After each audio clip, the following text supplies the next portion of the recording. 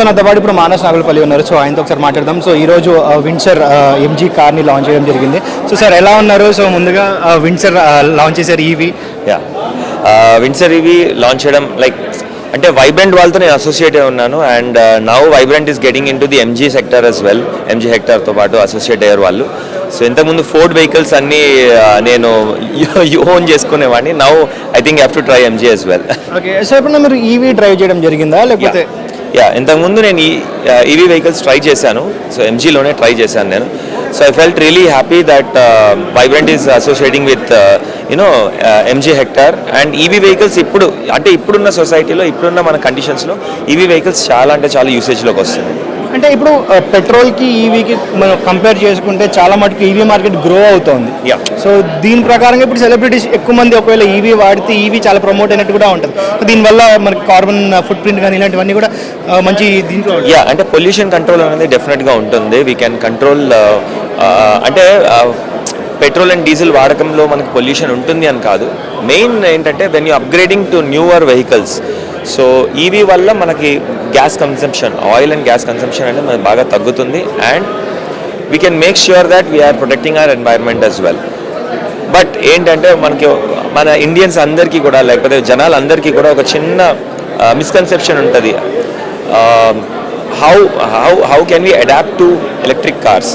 So charging points అనేవి, charging stations అనేవి ఉన్నాయి. లేదు, ప్రీవియస్ ఇయర్ కంటే చూసుకుంటే the market has increased. So definitely the charging points have also increased. At the same time engine ఎలా ఉండబోతుంది, ఆర్ వాట్ అబౌట్ ఏదైనా ప్రాబ్లం వస్తే తర్వాత ఏంటి కాస్ట్ ఎఫిషియన్సీ, లేకపోతే దాని సర్వీస్ ప్రాబ్లమ్స్ ఏంటి అని చాలా వరకు డౌట్స్ ఉంటాయి. అవన్నీ రెక్టిఫై చేసుకుంటూ వన్ బై ఇయర్ మనం గ్రో అవుతూ వెళ్తున్నాం. So at the same time market కూడా అలానే గ్రో అవుతూ ఉంటుంది. సో బిగ్ బాస్ చూస్తున్నారా? సో విష్ణుప్రియ లోపల ఉన్నారు. Me I'm rooting for Vishnupriya. తన లోపలికి వెళ్ళినప్పుడు చాలామంది చాలా డౌట్స్ ఉన్నాయి. బట్ తర్వాత ఆమె గేమ్ ప్లే చూసి, ఆమె మాట తీరు చూసి everyone are liking her, happy for her. So ఈ బిగ్ బాస్ కొత్తగా ఏమనిపించింది ఈ బిగ్ బాస్ ఈ సీజన్లో అంటే ఒక కెప్టెన్ అనే ఒక వీక్లీ కెప్టెన్ అనే ఒకటి తీసేసి క్లాన్స్ పెట్టడం ఇలా జరిగింది. So I think they wanted to reduce the fights of captaincy కోసం ఉన్న ఫైట్స్ ఏవైతే ఉన్నాయో అవి తగ్గిద్దామని అనుకుంటున్నారు. బట్ అది ఎక్కడ తగ్గట్లేదు. But this season it's been interesting. There are many new faces in this season as well. So good to have new faces and good to see many talent. ఎవరు గేమ్ బాగా ఆడుతున్నారు అనుకుంటున్నారు? సో ఎవరు win అవ్వాలని కోరుకుంటున్నారు? Definitely నేను Vishnupriya win అవ్వాలనుకుంటాను.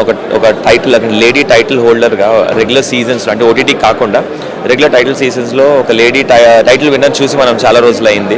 మన season అంటే మన తెలుగు సీజన్లో ఎప్పుడు జరగలేదు అది. సో ఓటీటీస్ కాకుండా. సో అందుకనే నేను I think I will vote for Vishnupriya. But let's see, అంటే మన ఫ్రెండ్ అని కూడా చెప్పుకోకూడదు. But let's see. నిఖిల్ కూడా బాగా ఆడుతున్నాడు. అంటే గేమ్స్ వైజ్గా, ఛాలెంజెస్ వైజ్గా తను బాగా ఆడుతున్నాడు. బట్ రెగ్యులర్ గేమ్ ప్లేని చేంజ్ చేసుకుంటే బాగుంటుంది అనిపిస్తుంది.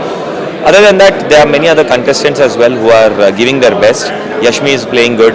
She is speaking up good. She has changed her gameplay. So ilaga, there are many other contestants who are giving their 100%. Let's hope and see and let the best contestant win. So finally ఇంకో question చెప్పండి. So Tirupati laddu కల్తీ జరిగింది. So దీని మీద ప్రతి ఒక్క celebrity బయటకు వచ్చి మాట్లాడుతున్నారు. సో మీరు ఇప్పటి వరకు వచ్చి దాని గురించి మాట్లాడడం కానీ లేదా ట్వీట్ పెట్టడం కానీ ఏం చేయలేదు. సో మీరు ఎలా స్పందిస్తారు? అంటే తిరుపతి లడ్డు ఇన్సిడెంట్ అనేది చాలా సెన్సిటివ్ ఇష్యూ అండి. So people are voicing about it. Definitely we have our opinions as well. But ఏంటంటే I'm not in a correct position to judge or analyse about it. మనం అందరూ బయటకు వచ్చి దాని గురించి ఇష్యూ చేస్తున్నారు, ఇష్యూ అవుతుంది. బట్ డెఫినెట్లీ అది కరెక్ట్ 100% ప్రూవ్ అయిన తర్వాత ఇది జరిగింది అని మనకు తెలిస్తే మాత్రం every Hindu is gonna come out and speak about it. That is for sure. అంటే ఆల్రెడీ అలా కల్తీ జరిగిందని రిపోర్ట్స్ అయితే బయటకు రావడం జరిగింది. దాని గురించి పవన్ కళ్యాణ్ గారు, ఎవరైతే సినీ యాక్టర్ ఉన్నారో, సో డిప్యూటీ సీఎం ఆయన కూడా అక్కడ దీక్షలు చేయడం జరిగింది. సో ఇవన్నీ ఆల్రెడీ కల్తీ ప్రూవ్ అయింది కదా? ప్రూవ్ అయింది, ఎస్. అంటే again discussion and debate is going about it. ఒక రిపోర్ట్ అయితే రావడం జరిగింది. బట్ రిపోర్ట్ వచ్చిన తర్వాత కూడా they have been again there been discussions and people are looking into it as well. But yes, 100% ఇది ప్రూవ్ అయిన తర్వాత డెఫినెట్గా మాత్రం nobody is gonna keep quiet about it. So మీరేం చేయబోతున్నారు ఒకవేళ ప్రూవ్ అయితే?